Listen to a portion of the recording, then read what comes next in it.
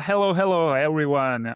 It's iGaming Accent brought to you by SBC Eurasia, and I'm your host, Vakho, and I'm here with another very interesting guest today, Quirino Mancini. I hope that I'm pronouncing your name right, but still. So he's a professional that has been in the industry for a respected long years, and he has done a wonderful job around different verticals, but most of them were in regulatory, and he's been affecting like global regulatory shifts like for a long time. I was even joking that he has more experience than I'm alive and I'm on this earth. So today I will try to deep dive with him into a very interesting topic that is happening around the world, that is regulatory changes, what affects it, like a research that was done a few, let's say, few months, not months, like that was established a few months ago, but was done for a long time in partnership with SBC Media and OneXpert. And I think Quirino will share lots of things regarding that and regarding his career. So, Quirino, welcome to our podcast. And first of all, let's start with who you are and what you do. Give us a brief idea about it. Thank you, Vakho. Great to be here in Tbilisi and to be once again associated to this wonderful show, which is called SBC Summit Tbilisi. I am a big fan of Georgia, although I'm from Italy, and maybe that is the explanation because there seems to be very good chemistry between us Italians and you Georgians. Yeah. Although, again, I'm Italian, as my name says, I am from Rome. It's a very typical, probably the most typical Roman name.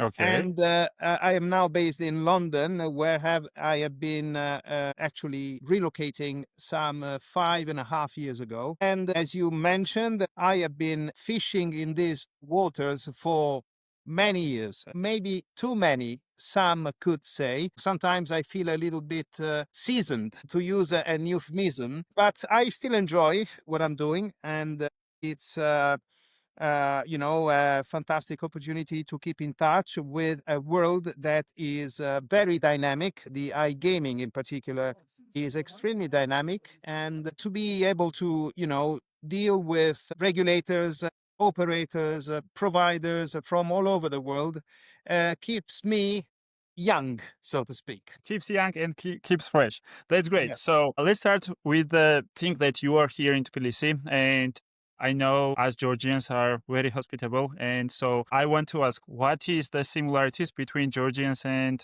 Italians? Because you are Italian, we are Georgians, and you already mentioned that there are lots of similarities because we find each other quite close culturally. So what are, let's say, 2 or 3 traits that you noticed about Georgians that is really, really similar to Italians as well? Well, that's an easy answer. I would shortlist your fantastic hospitality. Sometimes it's embarrassing, it's overwhelming, and then the food, which is just phenomenal, and then I would say also there is something that we have in common: a big passion for football, Yeah. and you are very mad about your football. I was here when Georgia qualified for the World Cup, and it was, something that I will never forget. To see people, even elderly people, dancing in the streets in the middle of the night, etc. That is the kind of passion that we share. Mm-hmm. In southern Italy, people can get that crazy. But go to Naples when Naples won the title, and and that was another link there, another connection, because the first title, your best player, Yeah. I wanted to mention that we are he that was there. close. Yeah, And he he was was very there. instrumental to actually delivering the title to Naples. Yeah. So even if he's now in Paris, but I'm sure that my fellow citizens will never forget about his Italian spell. Yeah. That's I think obviously that, Kvaratskhelia. yeah, quite clear. That's obviously the thing that I learned about most about Naples after Kvaratskhelia was there. So when Kvaratskhelia was transferred, like I learned lots and lots of history. We of course knew about Maradona. We know where he started, about his roots, about Naples. Like we as Georgians know a lot about it. But after Kvaratskhelia came there, like we became totally obsessed with this city. Even I can say that there was a direct flight for the games. I Imagine know. like one day before, direct flights from Tbilisi to Naples, and all the seats were full. Like don't even like assume that there were like some free tickets. It was oversold. Like everybody wanted to go there. Everybody wanted to visit because like Kvaratskhelia was a phenomenon there, and also what the team did and how big it was for the team and for the city, I can only imagine. Because you mentioned that, by the way, this was on last SBC Tbilisi event, and it was happening on after party. I was not there, to be honest. Like I had friends gathering, but all in all, like whole city stopped for about 3 or 4 hours. Like there was like no Absolutely, yes. everybody stopped, like everybody was in street, everybody was happy, and everybody was cheering about it. Okay, cool. You mentioned about also little bit what I wanted to learn. I'm always asking this first thing when I'm talking with our guest, is that how did you get into the industry, and what was the first impression of the industry in those days? Like, can you remember? That's a long story that I will try and cut very short. In Go my ahead. previous professional life, I used to be a sports and entertainment lawyer. And I remember that back in time, I was working a lot in the sports field in particular. And that's when a colleague from a colleague of mine from New York City, who had a big sports book client that was conducting a worldwide research on the most regulation friendly jurisdictions, reached out to me and said, Quirino, I have this client, and one of the jurisdictions that they have shortlisted is actually your jurisdiction, is Italy. Hmm. Hmm. But I did a quick search and I couldn't find any information at all about gambling laws and regulations. This is well before the market was liberalized and regulated in 2006. You Okay. can imagine how back we go in the days. I said, look, you know, it's no surprise to me because the market is closed. There are only a few licenses available. Hmm. There is no licensing window open, etc. But if you need some help as a professional courtesy, because I was working a lot with this colleague from New York, I can put together some brief for you so that you can put it into your report. He was very appreciative, and after that he started, because what I didn't know, that in addition to his sports practice, he also had quite a substantial gaming practice. So Okay. since then, I became his go-to guy for Italy when it comes to gaming regulations. And hitherto, I had never touched gaming regulations. So all of a sudden, I became someone who was advising on gaming regulations in Italy. And eventually, that was in the early 2000 years. Eventually, when the market opened, I had already accumulated a number of consultancies to companies that were beginning to look at Italy as the next destination. And Hmm. when they liberalized and they introduced the licensing process, they all flocked to my office to file an application as soon as possible. They all wanted to be in the pole position. So that gaming practice literally exploded on my desk. And Okay. that's 20 years. And I have to disclose that I have that old this practice that goes back to 20 years ago. But since then, I've been weathering 5 different licensing rounds. And so I think it's a world that I know pretty well. Yeah. Would say.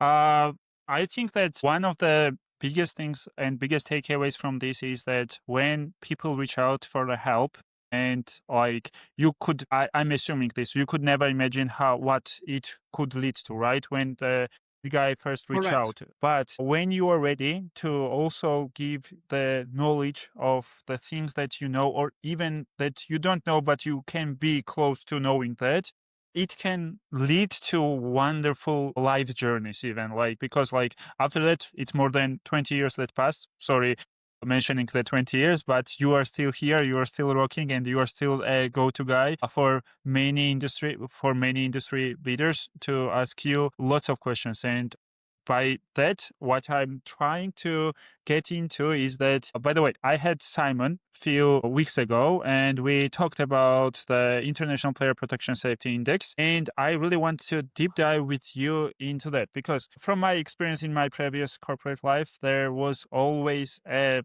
debate regarding the regulations, regarding the operators and what was the line there. And to deep dive into that, let's first start off what was this report done for, this index is done for, and then let's little bit dive into. I had like an opportunity to read it, by the way. When Simon was here, I didn't read it that time, but it took me a few days to read it. So now I'm a little bit more prepared to have a conversation about that. So first of all, let's start. Where did it start it and what was the idea behind it and into what will it evolve? You want to talk about specifically about the report? Yeah. Well, the report is, I think it's something that was at some point a very essential tool that was needed to have some, reliable reference Mm-hmm. information, Mm-hmm. some starting point, because there is lots Benchmark. of talk about player protection and problem gambling issues and associated topics. But what I have realized, and I am obviously not the only one, is that what was missing was some solid grounds to start that conversation. Mm-hmm. When politicians all across the world, not just in Italy, but all across the world, talk about problem gambling, they do so without having a very clear picture of how big the problem, what is exactly problem gambling all about. And if you don't know that, you don't even know how to tackle it in an effective way. Was aimed at mapping out Mm-hmm. the problem, identifying what are the indicators that will then enable people that are supposed to deal with those issues, namely the regulators, how to intervene. Because Okay. until you have some objective, undisputable, hard data that you can work on, you're not even in a position to do anything that is other than just ticking a box without too much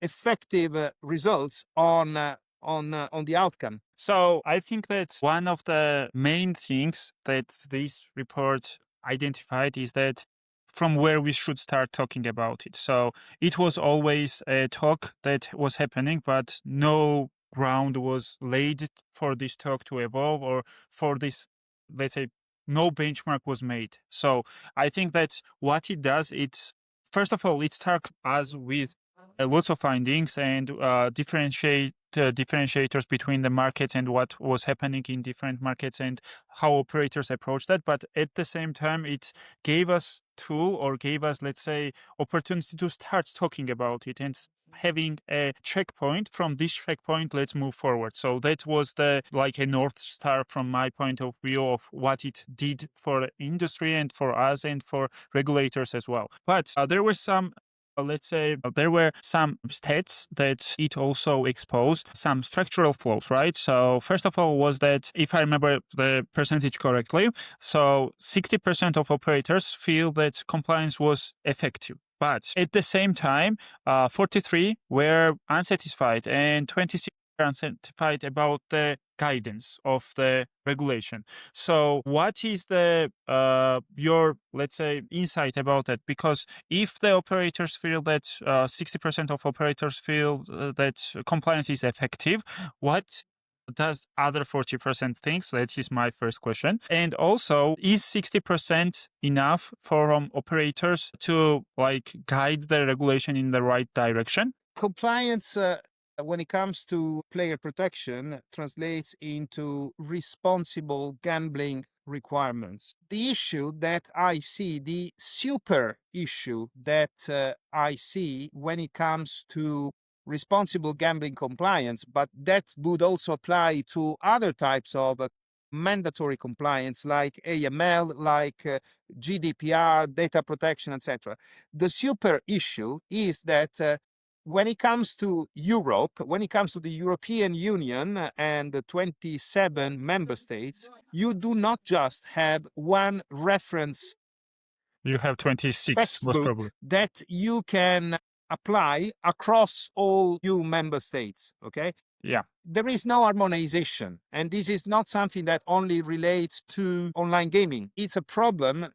I would say, it's an intrinsic problem of the European Union. In many different industries, there is not enough harmonization, or there is too much harmonization in terms of too many regulations that sometimes are overburdening the operators. Companies.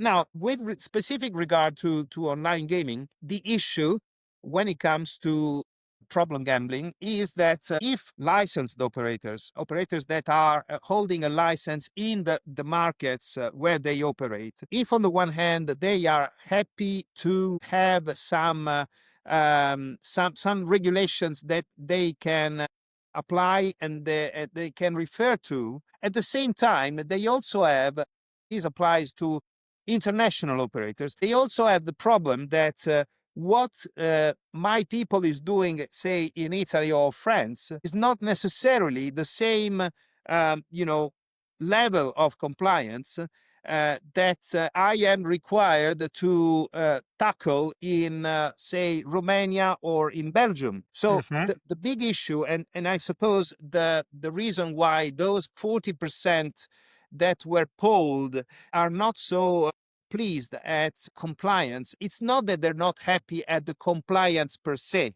They are not happy at the fact that you have different compliance from different jurisdictions within the same macro environment, which is the European Union. And this is undeniably, this is a big issue, which has to be dealt with. Yeah, from what I see, I have experience on operation side, from operator side, and we always struggled with that. We were in different jurisdiction, even though it was under one micro, as you mentioned, one micro some microverse, let's say like that, we still needed to adapt to the country level, because every country had their specific requirements. And if like there was a different strategical approach, right? So first we thought that maybe we should go with the most complex, most, let's say, most compliant way and like use that to other markets. But that gave us competitive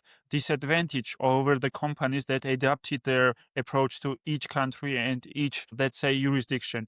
And without having that minimum standards, and these standards being inconsistent with the different countries, the operators also struggle, right? They need different teams for different countries managing the different regulations. They need tech for adaptation to those country standards. And like when it always pops up in my mind, like regarding EU, like Germany always pops up for me, because like, for example, Germany has a flat fee and everybody knows and everybody's trying to adapt towards it. But at the same time, it has also across the country limit of the gameplay, right? So it needed additional technical approach for operators to identify what can be done in order to know how much deposit can X customer can make. And that is like an additional, let's say, adaptation of the technology itself. So, I think that's why those 40% was not, let's say, happy, was exactly that it needs much more adaptation, much more inconsistent approach to the strategy, and that there is no like a blueprint about how to operate in one micro environment. Okay, just on that note, what I'm trying to also understand your point on would be that how should operators and regulators approach this now and how they should approach it in the future. So as far as we mentioned that there is a multi-country adaptation needed in some areas. And by the way, this is happening same in USA as well. Each state has their own like internal additional requirements, right? So how can operators solve the legal fragmentation crisis in that way? And should player protection be built in or should be it bolted on? What are the legal implications of operators for this? I think this is a conversation that I very often happen to have with my clients, most of whom are international operators. And such, they are holding licenses in most regulated markets, not just in Europe, but also outside of Europe. And they all are faced with the same problem, which is how can I most effectively tackle compliance, particularly responsible gambling compliance, but not just that, also AML compliance, also technical compliance, and so on and so forth. And my advice is always the same. It is, one, make sure that you have a dedicated team to that specific market, because you may have a very skilled and experienced team that deals with compliance, but if that team is used to manage a operation, most possibly, I would say very likely, they will not be used or accustomed to dealing with a IT, FR, DE environment.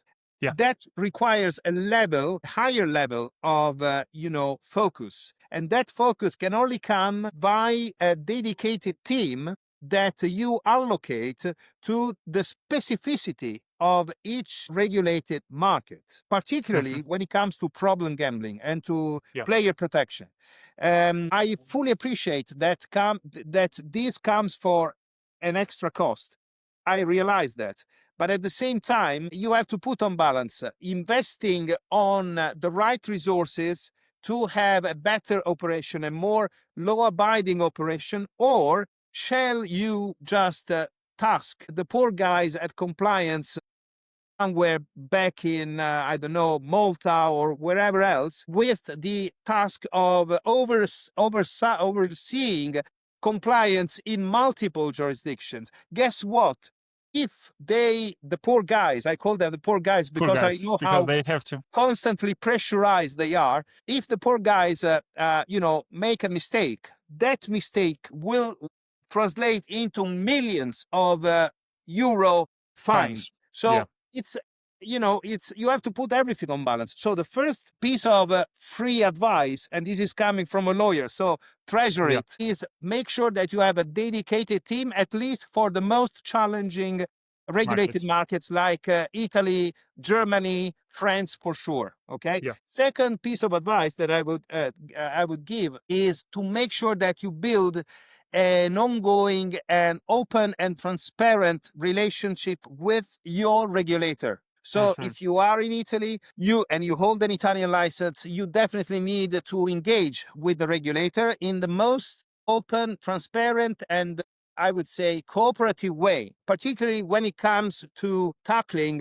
consumer protection, because consumer protection is a highly sensitive issue, and it is essential for you, the safety of your operations, that you get it right and you do it right. And the last piece of advice that I give to my clients is, once you have created those units that are dealing with, say, Germany, France, Italy, the Netherlands, and so on and so forth, then make sure that the various compliance teams are communicating internally in a way that they can exchange experiences, information, and most importantly, situations which they have encountered, say, in Italy, and that if shared timely with their colleagues of the French compliance, may well possibly prevent the company from getting a fine even in France. Yeah. Okay, so this is the little recipe that I always and then obviously talk to the right go-to guy. That's always the Yeah. best piece of advice. That is also always the best guy to like best advice, to talk to the right guys, but also having a right person, right department for right market, and also making sure that they talk with between each other, and they talk with the regulators as well, and always being up on alerts that with the regulators, like to know what is next and to advise them even what should be next. Because I have seen in different countries from experience that sometimes regulators take a really swift approach to the regulations, right? They just one day wake up, like one day I'm just making it up, but like one day wake up and one day decide that, okay, this is our new regulations, and from tomorrow all operators should follow it. But in the meantime, if we had an open relationship with them, like operators with the regulators, this might have never come, because they would know what is upcoming, they would know what is regulators are thinking about, how they want to protect the players, how they want to protect the data, and they would be having a, let's say, heads up with what's next If to I come. can make a comment Yeah, here, Vakho, you're absolutely right. And this is why it is so essential to engage with regulators all across the world. However, very often the problem is not the regulator, is the legislator, is the legislation. politicians, unfortunately, Yeah. who are driven by, the What is desire the desire? Yeah, I would. to, Yeah, I had another world in my mind, but I will skip okay, that world. But let's be politically correct, okay? yeah, exactly. Let's They are keep it driven by the diplomatic. desire to please their Yeah, electors. So yeah, if you just take a very draconian approach to problem gambling, you will be the guy who is trying to save lives and families from bankruptcy, from disaster from suicidal situations, etc. But we know, and we should say that loud and clear, that this is not the right approach. The right approach, in my view, is sound regulations, balanced regulations, not over regulations, because over regulations, the only practical effect of over regulations is redirecting consumers towards the illegal gambling offer. an unregulated market, totally to unregulated market. Yeah, exactly. Exactly. So you want to make sure that you deal with regulators for one very good reason, because if you have a good dialogue, a good conversation, a good relationship with the regulators, then you can use regulators. The industry can use regulators as their best allies to then talk to the legislators and say, with all due respect, Mr. Member of X. Parliament, this is not the right way forward. This is an industry that is legal and legitimate. When we talk about licensed operators, these guys are the good guys. They Yeah, pay taxes. They play by the book. they create the jobs, they create the environment, they help So the economy. you cannot just kill in Italian we would say you kill the chicken with all the eggs. You don't want to do that. You want to work with those guys, and to work with those guys, with the good guys, the legal legitimate license industry, you need to engage in an ongoing kind of dialogue, and tools like the study that we were discussing before are the right way forward, because they provide some hard materials, hard ingredients to work on. And then, Exactly. by implementing this kind of approach, and I'm glad to say that things are slowly changing. One thing that I did not mention is that, in those 20 years, 20 plus years that I've been a gaming specialist, I have also been one of the co-founders of an international network of gaming lawyers and specialists called the International Masters of Gaming Law. Now, Okay. I was the president of network until Yeah. December this past year. And one of the things that I did was to try and engage with the International Association of Gaming Regulators to do things together, because it is too important for the industry to engage with more regulators, as many regulators as possible. Even better if you do it at association level, because this will send the right message across that the industry is made primarily of good guys. The bad guys are those who never show up at Totally.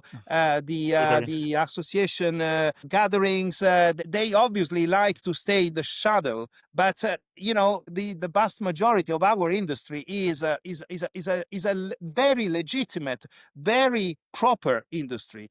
And I would also add that because online gaming is fully trackable and tracked, it's also very transparent business. Yeah. So, I really think that there are all the elements already on the table to do a better job when it comes to, doing things in the superior interest of consumers. You don't have to look at the industry and the regulators as opposite sides. They are on the same side. They should provide services that are fully trackable, fully monitorable, fully regulated, but they are still very legitimate services.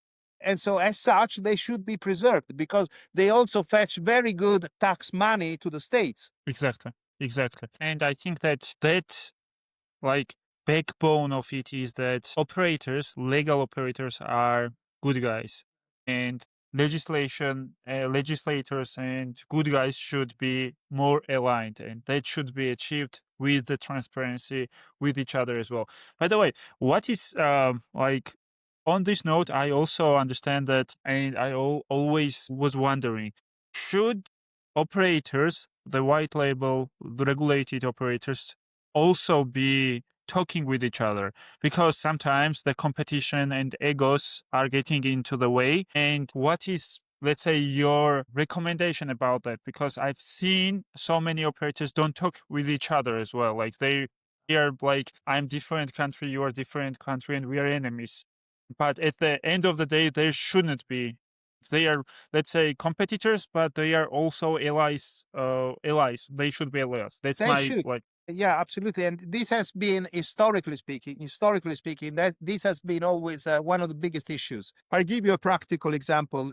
Italy is known also for the infamous blanket gambling advertising ban that was the result of a very populist party winning the general elections in 2018, and overnight introducing Mhm. a full gambling advertising ban on any type of real money gambling advertising. Justification was, we want to protect consumers. Now, I will not go in deeper in that direction because this would require a fully dedicated podcast Yeah. to talk about the aftermath of the Afterwards, gambling what advertising happened? ban in Yeah. Italy. But what I will say is that not only did that kind of draconian approach to banishing every type of advertising result in the illegal gambling offer being put under control. Quite to the contrary, the illegal gambling offer you Boomed. know, Grown. levitated Like, even more exactly. on the one hand. And on the other, the fact that this was driven by just a political desire to send the message that this is a Yeah. party We that did will it. protect consumers. Guess what? It did not result in any practical effect. One of the biggest blame that I put in connection with this advertising ban is not for the politicians, is for the industry. And you know why? Few days before the gambling advertising ban being issued, and that was in July 18, I was watching on the telly with one of my kids a football match, a live football match. And I could count, because I have a very I for professional eye. I yeah, could count exactly. perimeter side up to 12 different brands being advertised during the live game. Now, this is too much. This is This is too absolutely too much. much. And the reason why we got to a point where the legislator had an easy game to weigh in and say, from now on, this is over, is because the industry did not timely get together and say, guys, we need to put a cap to the amount of advertising that We do.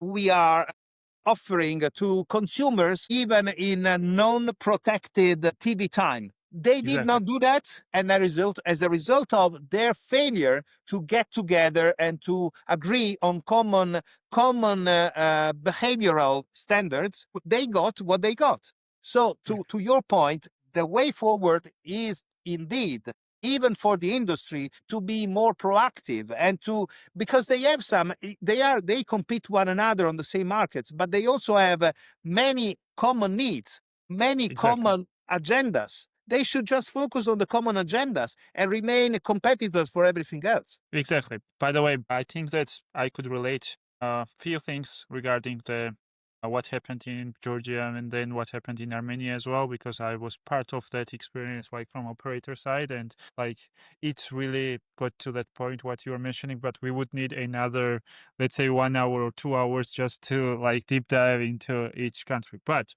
let's have a like that discussion maybe next year when we will meet again. So one more thing that before like we will go to the next topic and talk about next thing is that if like I try to combine all that things that I learned from you. So one more thing is that regulators when regulators are doing like new regulations and legislators are doing that as well, like one thing is that they have to take into account the tech that operators should have in place. And that was always a big part of my corporate life because like regulators sometimes introduced new things and new, let's say, ideas regarding the player protection, regarding the transparency, regarding the data sharing and stuff like that. And we as operators, we're not ready in that current month or current week. So that is also something that is evolving with the introduction of new tools and introduction with, let's say, AI and that is something that is becoming faster. But at the same time, Quirino, what you mentioned, that it should not be like one-way road. It should be two-way roads. Regulators talking with operators and operators talking between each other and with regulators as well in order to align everything going forward. So that is like a really, really one way forward from my point of view as well. So one last thing that I want to mention is that I think that you are continuing the debate about this on 12th of November. It's on SBC Player Protection webinar, and people will be able to have more insight into the listening to and getting ideas about how industry should move forward and also what the industry should focus on. Any final piece of advice, likely focusing on collaborating, ethical data, and investing in internal compliance structure before going to November, like before the webinar, or we should move to the next topic that is the fun part of our podcast? No, I think the only thing I want to mention, because it's still ink fresh, is this document that was approved at the input of the European Gambling and Betting Association, EGBA, which is a document encompassing markers of harm for problem gambling situations. This document was approved by the European Commission, European Committee dealing with standardization. You may recall that earlier on this call I mentioned the fact that there is a lack of harmonized rules across the Exactly. European Across Union. the countries. And because of that, it becomes very important that somehow certain standardization process is still delivered to the industry.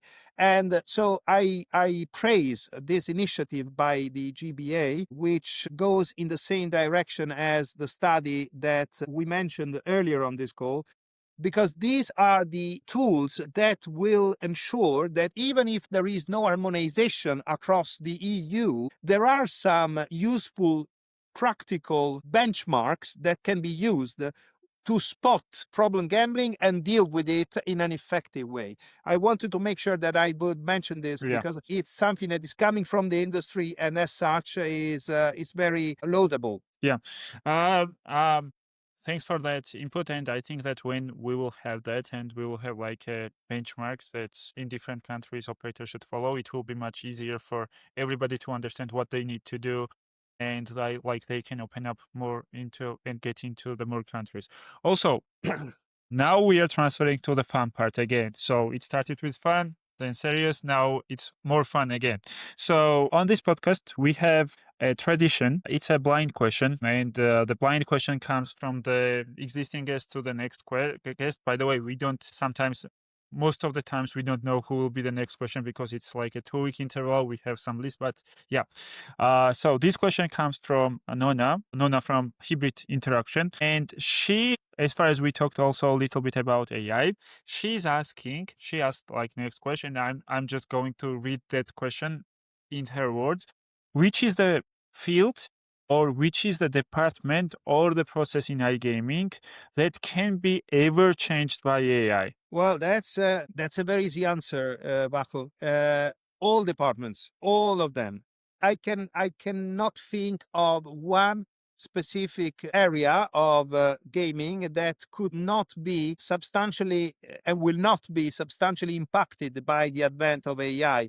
I give you a few examples. Personalization and player experience, for instance. Mm-hmm.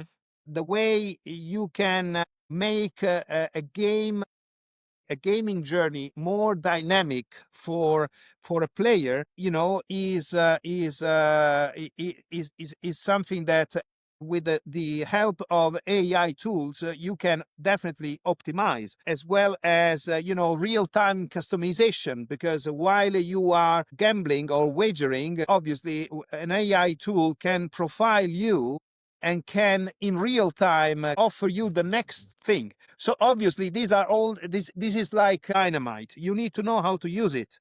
Of course. Because otherwise you may end up with an effect that is not really wanted, because if you are using it in the wrong way, in the wrong direction, with the wrong people, which means with vulnerable people, that this might translate into a responsible gambling issue. And that brings me to the next point, because actually, if you use AI tools also for responsible gambling issues, you will avoid that, because you will be able to profile with very high level of detail every single player that you have, and you will be able to offer them only what they can sustain from a specific viewpoint from their angle. Every player has a different history, has a different wallet, has a different attitude, different playing pattern. These are all elements that are elaborated, analyzed, and processed in real time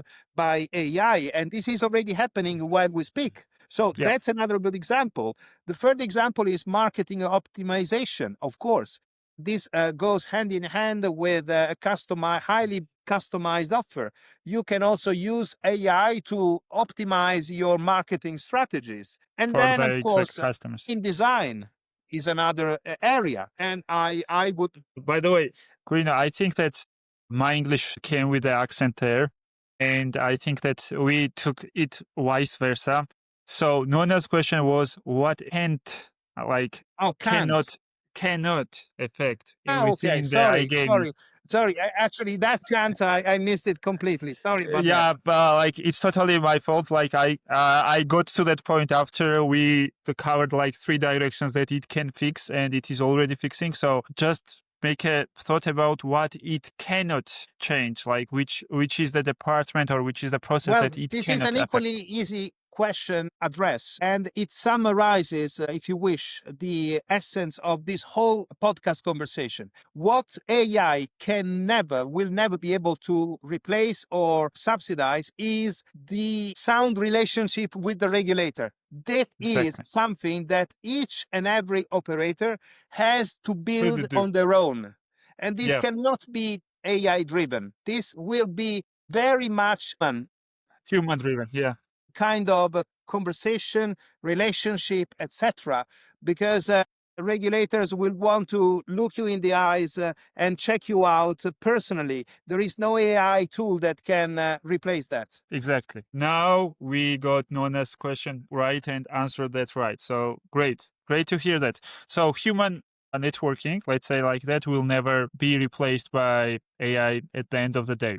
Okay, now comes the fun part. You have to ask our next guest the blind question. But do I know who No, your next guest is? I swear I don't know either. Okay, nice. So, right. I was not prepared to that. Give me a few seconds to just No elaborate. worries, no worries, no I worries. have Like a little AI building AI, professor in my mind. Um, doing the yeah, research right the now. next question is if you were an international operator in many different highly regulated markets, which one would you happily exit? Not based on the financial Part, not based on the financial KPIs. just based on everything else. Everything else, non-financial decision, which market you would exit if you were the international operator. Okay, great. So That's a very geopolitically inconvenient question, but yeah, they have to think about it it. is They what it have to think. is. It is what it Yeah, is.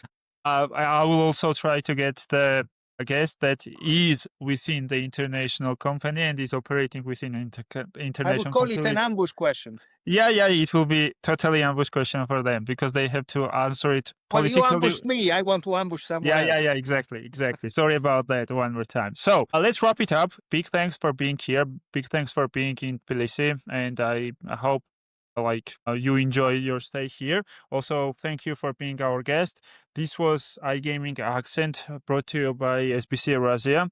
And you can subscribe to us in any channel that you love to listen to podcasts to. It can be Spotify, it can be YouTube, it can be Apple Music or any other. And we will be back with you in 2 weeks. So see you next time. Looking forward. Thank you, Yeah. Vakho. Thank you very much. Bye.